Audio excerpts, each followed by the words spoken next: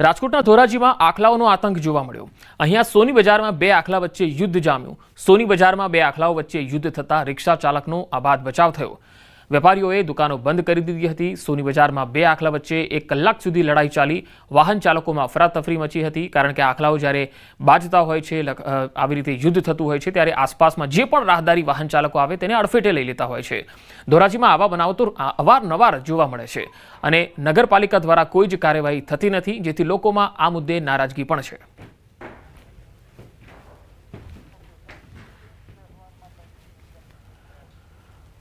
અને હવે વાત તહેવારમાં તંગદિલીની।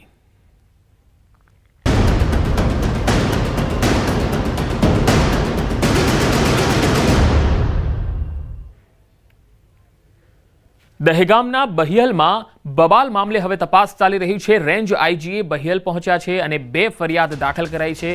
ઉશ્કેરણી કરીને હિંસા કરવામાં આવી હોવાનો ખુલાસો થયો છે। હિંસા કરાવનારાઓને પાઠ ભણાવવામાં આવશે એવું રેન્જ આઈજીએ જણાવ્યું છે। 60 લોકોને રાઉન્ડ અપ કરવામાં આવ્યા છે। હાલ આ મામલે તપાસ ચાલી રહી છે। અથડામણના પ્રત્યક્ષદર્શીએ નિવેદન આપ્યું। 10:30 થી 11 વાગ્યા વચ્ચે પથ્થરમારો થયો। 1500 થી 2000 માણસોનું ટોળું હતું। જે બાજુ જઈએ એ બાજુ પથ્થરો આવતા હતા। પોલીસની ગાડીઓના પણ કાચ ફોડી નાખ્યા। ઘરમાંથી 3જા માળેથી પથ્થરો મારતા હતા। આ લોકોનું આ પ્રી પ્લાનિંગ હતું એવી વાત પણ તપાસમાં આવી રહી છે સામે।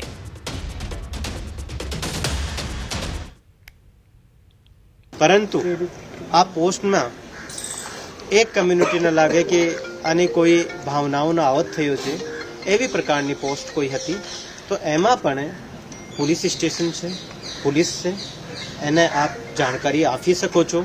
એ જાણકારી આપવાની હતી, પરંતુ અમુક લોકો દ્વારા જે ઇન્સ્ટિગેશન કરવામાં આવ્યો, મોટિવેટ કરવામાં આવ્યો અને એના પછી એવી પ્રકારની ગેરકાયદેસર ભીડ ભેગી થઈ અને પછી ગેરકાયદેસર જે ગુનો અને કૃત્ય કરવામાં આવેલ છે, આ બાબતમાં જે છે એફઆઈઆર થઈ છે અને પોલીસ દ્વારા સખ્તમાં સખ્ત કાર્યવાહી કરવામાં પણ આવી છે। જે રીતે હું આપને થોડી દેર પહેલાં જણાવ્યો કે લગભગ 60 જેટલા લોકોને પોલીસે રાઉન્ડ અપ પણ કર્યા છે અને બાકીના લોકોને પણ જે પણ સામેલ હતા આને પણ રાઉન્ડ અપ કરવામાં આવશે, પકડવામાં આવશે અને સાથે સાથે જે પણ લોકો ઇન્સ્ટિગેશનમાં સામેલ હતા આને પણ પોલીસ પકડશે, આને છોડવામાં નહીં આવશે। દહેગામના બહિયલ ગામમાં બનેલ ઘટનામાં પોલીસે ફરિયાદ નોંધી છે અને સમગ્ર મામલે હવે કાર્યવાહી શરૂ કરી છે। ફરિયાદી છે સૌનક પટેલ, જે આ જ ગામના રહેવાસી છે। તેમની સાથે આપણે વાત કરીશું। સૌનકભાઈ, શું ફરિયાદ નોંધાવવામાં આવી છે આપના તરફથી? ફરિયાદ તો કાલ રાતે જે થયું હતું કે લગભગ 10:30-11 વાગ્યાની આસપાસ, 11:15 પથ્થરમારો ચાલુ થઈ ગયેલો।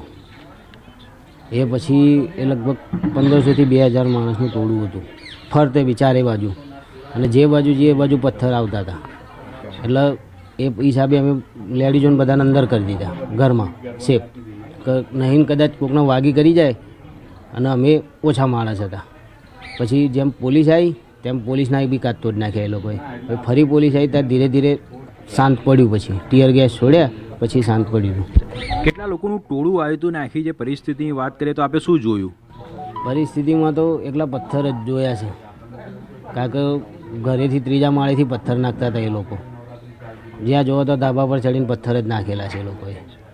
કયા કારણોસર આ બનાવ બનવા પામ્યો છે એવું કંઈ જાણવા મળ્યું? એવું કોઈ કારણ જ નથી કે આ વસ્તુ થાય। આ લોકોનો પ્રી પ્લાનિંગ જ હતું આ માટે।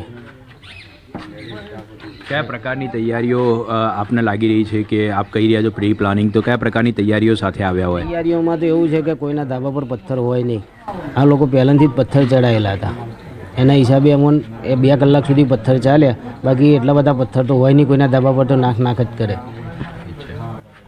શું ફરિયાદ નોંધવામાં આવી છે? કઈ કલમો આપને કોઈ જાણકારી આપવામાં આવી છે કે કેમ?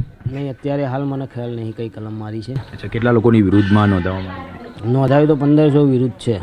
1500નું ટોળું હતું। હવે એમાં અત્યારે 60 જેટલા માણસને પોલીસે એ કર્યા છે। તો આ હતા ફરિયાદી સૌનક પટેલ, કે જેમના દ્વારા આ ફરિયાદ નોંધાવવામાં આવી છે અને આ ઘટનાની અંદર તેમને પણ ઈજા પહોંચી છે અને તેઓએ પણ સારવાર કરાવી છે। કેમેરામેન શ્રેણિક મહેતા સાથે ઋત્વિજ સોની, ન્યૂઝ 18 ગુજરાતી, દહેગામ। સુરેન્દ્રનગરમાં આશા વર્કરોનો વિરોધ મામલો જિલ્લા કોંગ્રેસ મહિલા પ્રમુખ સાથે રકઝક થઈ. આશા વર્કર યુનિયન લીડર સાથે રકઝક થઈ. કોંગ્રેસ મહિલા નેતાએ વિરોધ કર્યો. કોઈપણ પક્ષની અમારી જરૂર નથી, આશા વર્કરે કહ્યું. ઝરણાબેન જાનીનો વિરોધ કરવામાં આવ્યો હતો. આ તસવીરોમાં તમે જોઈ શકો છો કે જિલ્લા કોંગ્રેસ મહિલા પ્રમુખ સાથે કેવી રીતે આશા વર્કરોએ રકઝક કરી હતી.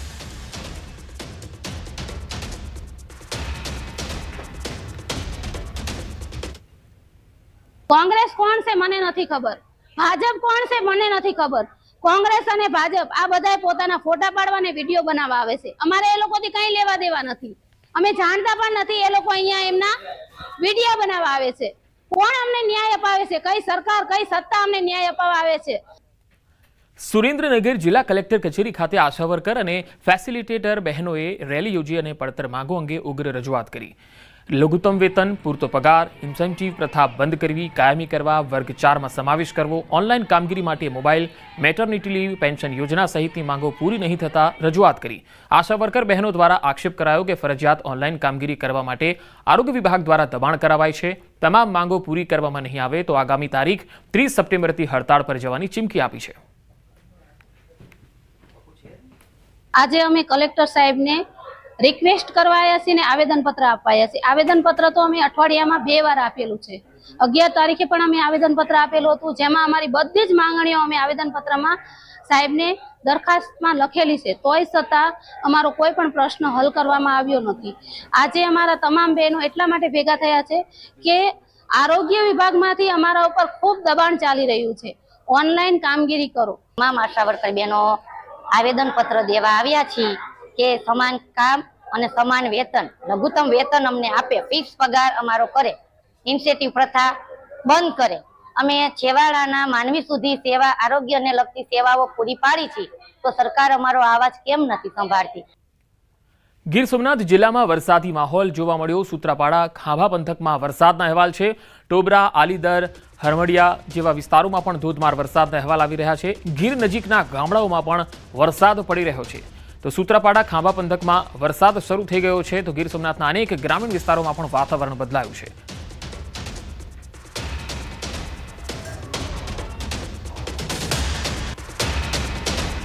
તો વાત વેરાવળની. વેરાવળમાં પણ ગ્રામીણ વિસ્તારોમાં વરસાદી ઝાપટા શરૂ થઈ ગયા. ભારે ગરમી અને ઉકળાટ બાદ વરસાદી ઝાપટા શરૂ થયા, જેમાં પંડવા, નાવદરા, કોડીદરા, ઇન્દ્રોય સહિતના ગામોમાં વરસાદી માહોલ છવાઈ ગયો. વરસાદી ઝાપટાથી ગરમીથી રાહત લોકોને મળી છે. ખેડૂતોને હજુ વધુ વરસાદની આશા છે. વરસાદ નહીં વરસે તો ખેડૂતોના પાકને પિયત આપવું પડશે.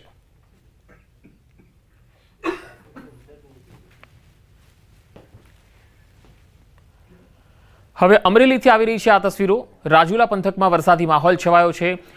આગરિયા, હિંડોરણા સહિતના ગામોમાં વરસાદ પડી રહ્યો છે. સમગ્ર પંથકમાં ધીમી ધારે વરસાદ શરૂ થયો છે. વરસાદથી ખેલૈયાઓમાં ચિંતાનું મોજું ફરી વળ્યું છે.